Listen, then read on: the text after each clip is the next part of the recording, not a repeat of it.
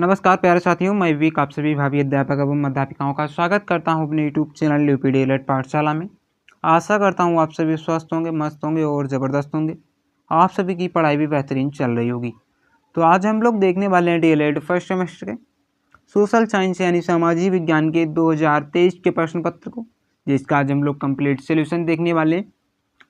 यदि आपने अभी तक भी हमारे चैनल को सब्सक्राइब नहीं किया तो प्लीज़ आपसे भी हमारे चैनल को सब्सक्राइब कर लीजिएगा और बेल आइकन को प्रेस कर लीजिएगा ताकि हर एक वीडियो का नोटिफिकेशन आप तक पहुंच सके। तो चलिए बिना किसी देरी के आज के इस वीडियो को स्टार्ट करते हैं। पहले क्वेश्चन से देखते हैं। पहला क्वेश्चन क्या है। क्वेश्चन है, सबसे प्राचीन वेद कौन सा है? ऋग्वेद, सामवेद, यजुर्वेद, अथर्ववेद। तो इसका जो राइट आंसर हो जाएगा वो जाएगा ऑप्शन नंबर ए से हो जाएगा ऋग्वेद। ठीक है। सबसे पहले तो ये हम जान लेते हैं कि वेद कहाँ से आए। तो संस्कृत भाषा के वेददास से लिया गया है, जिसका अर्थ होता है होना। ठीक है, ये तो हो गया हमारा वेद कि वेद कहाँ से लिया गया है। संस्कृत भाषा के वेददास से लिया गया है, जिसका क्या अर्थ होता है, होना होता है। वेदों की संख्या कितनी है? तो वेदों की संख्या 4 है। ऋग्वेद, सामवेद, यजुर्वेद, अथर्ववेद। ठीक है। ऋग्वेद में कितने मंडल हैं?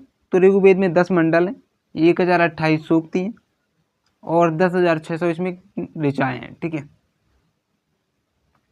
जो हमारा सामवेद है किससे संबंधित है? संगीत से संबंधित है। ठीक है। अथर्ववेद क्या? जादू टोना से संबंधित है। प्रश्न संख्या 2 है कि शक संवत किसने चलाया था? अशोक ने, चंद्रगुप्त ने, कनिष्क ने, समुद्रगुप्त ने। तो इसका जो राइट आंसर हो जाएगा वो जाएगा ऑप्शन नंबर सी हो जाएगा कनिष्क ने। ठीक है। कनिष्क ने सन 78 ईस्वी में शक संवत की शुरुआत की थी। ठीक है। प्रश्न संख्या 3 है कि पूरा पाषाण काल में मनुष्य का मुख्य व्यवसाय कौन सा था? आखिर, कृषि, व्यापार, शिल्प। तो इसका जो राइट आंसर हो जाएगा वो जाएगा ऑप्शन नंबर ए से हो जाएगा आखिर। ठीक है। पूरा पाषाण काल में मनुष्य का जो प्रमुख व्यवसाय था कौन सा था? आखिर था। ठीक है। प्रश्न संख्या 4 है कि मोहनजोदड़ो की सबसे बड़ी इमारत कौन सी थी?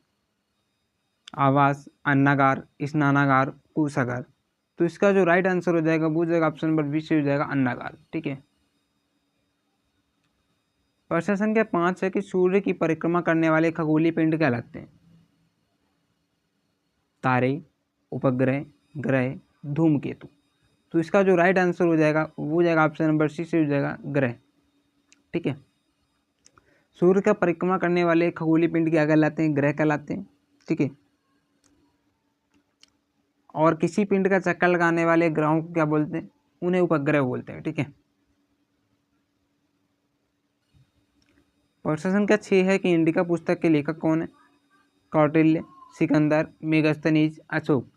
तो इसका जो राइट आंसर हो जाएगा वो जाएगा ऑप्शन नंबर सी हो जाएगा मेगस्थनीज। ठीक है। इंडिका पुस्तक के लेखक कौन है? मेगस्थनीज। पहिए का आविष्कार कब हुआ था? पूरा पाषाण काल, मध्य पाषाण काल, नवपाषाण काल, इनमें से कोई नहीं। तो इसका जो राइट आंसर हो जाएगा वो जाएगा ऑप्शन नंबर सी से हो जाएगा नवपाषाण काल में। पहिए का जो खोज हुई थी कब हुई थी? नवपाषाण काल में हुई थी। और पूरा पाषाण काल में क्या हुआ था? आग की खोज हुई थी। ठीक है। प्रश्न संख्या 8 है कि कुतुबनुमा का आविष्कार किस देश में हुआ था? चीन, यूनान, मिस्र, भारत। तो इसका जो राइट आंसर हो जाएगा वो जाएगा ऑप्शन नंबर ए से हो जाएगा चीन में हुआ था। ठीक है।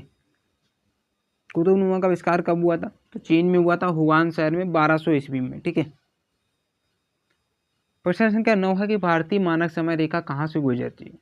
अहमदाबाद, नैनी, प्रयागराज, ठीक है, मथुरा, हरिद्वार।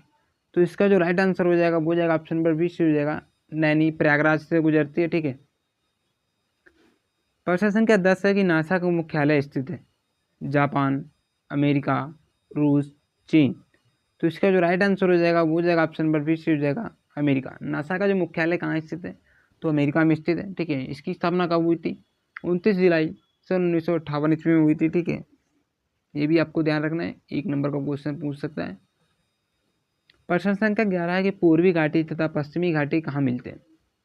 अरावली पर्वत पर, नीलगिरी पर्वत पर, सतपुड़ा पर्वत पर, रायला पर्वत में।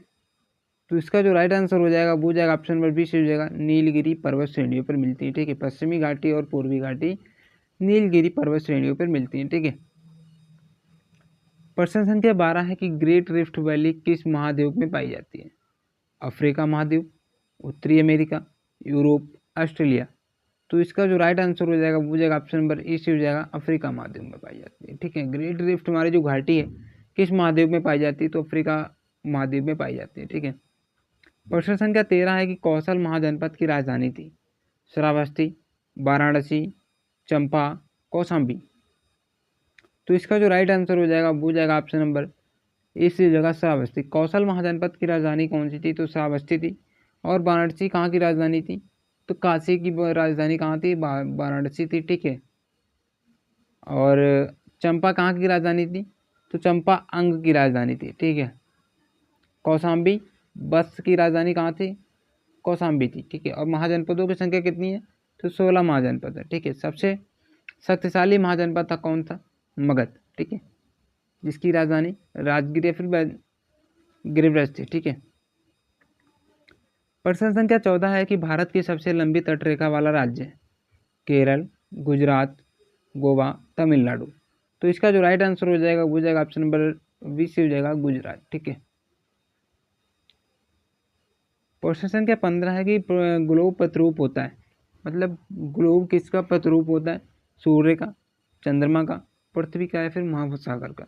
तो इसका जो राइट आंसर हो जाएगा वो हो जाएगा ऑप्शन नंबर सी से हो जाएगा, पृथ्वी का। ठीक है, प्रतिरूप ग्लोब जो हमारा होता है किसका प्रतिरूप होता है, तो वो पृथ्वी का होता है। ठीक है, तो दोस्तों यदि वीडियो पसंद आया हो तो लाइक करें, शेयर करें और चैनल को सब्सक्राइब करना ना भूलें।